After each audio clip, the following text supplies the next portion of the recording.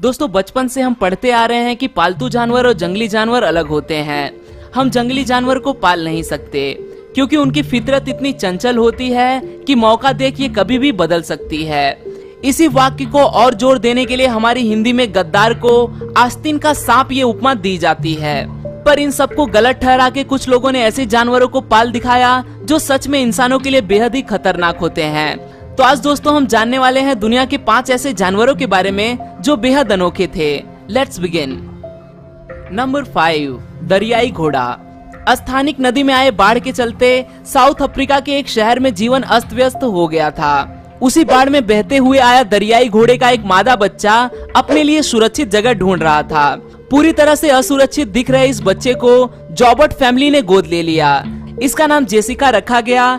आगे जाके ये बच्चा इसी फैमिली के साथ पला बड़ा हुआ और आज ये दरियाई घोड़ा 7 साल का हो चुका है। हर रोज 10 लीटर कॉफी पिए बिना जेसिका का दिन शुरू ही नहीं होता।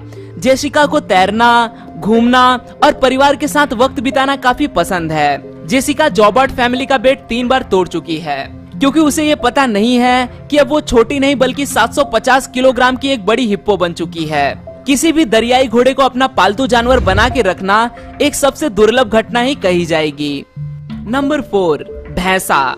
आप जरूर कहेंगे कि क्या बकवास कर रहे हो, भैंसा तो वैसे भी एक पालतू जानवर ही है, इसमें अलग क्या है।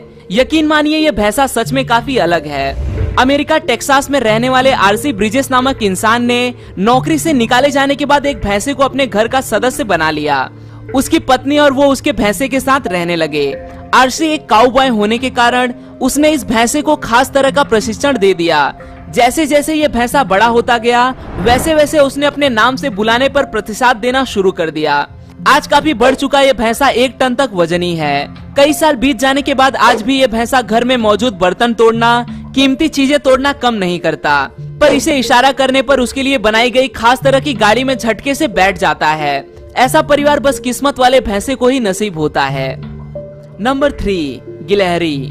1940 में अमेरिका के लाइफ मैगजीन्स ने एक ऐसी सीरीज शुरू की थी जिसमें एक गिलहरी अलग अलग कपड़े पहने हुए दिखाई देने वाली तस्वीरें छापी जाती थी। उन दिनों एडवांस फोटोशॉप जैसी फोटो एडिटिंग सुविधा न होने के कारण ये तो तय था कि ये तस्वीरें पूरी तरह से सच हैं। यही वजह थी जो ये तस्वीरें लोगों में काफी प्रचलित हुई और इस गिलहरी के प्रति लोगों में कौतूहल बढ़ गया। ये गिलहरी मार्क बुलिस नामक महिला द्वारा पाली गई एक गिलहरी थी जिसे अजीब अजीब फैशन करना काफी पसंद था। मार्क को ये गिलहरी उसके घर के पास मौजूद पेड़ के नीचे मिली थी जिसे उसकी मां ने जन्म देते ही दम तोड़ दिया था। छोटी से इस गिलहरी को मार्क ने अपने घर में पनाह दी थी और उसे पाल पोस कर बड़ा किया था।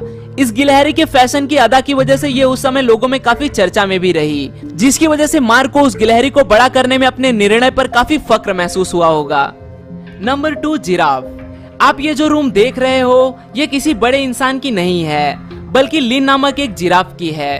केन्या के जिराफ मडोर नामक एक होटल में रहने वाली जिराफ का नाम है लिन। लिन अपने दोस्त जिराफ से ज्यादा इंसानों के साथ घुल मिलकर रहना पसंद करती है। लिन को अगर आप खाना दे दोगे तो वो आपके साथ खेलने के लिए भी तैयार हो जाएगी।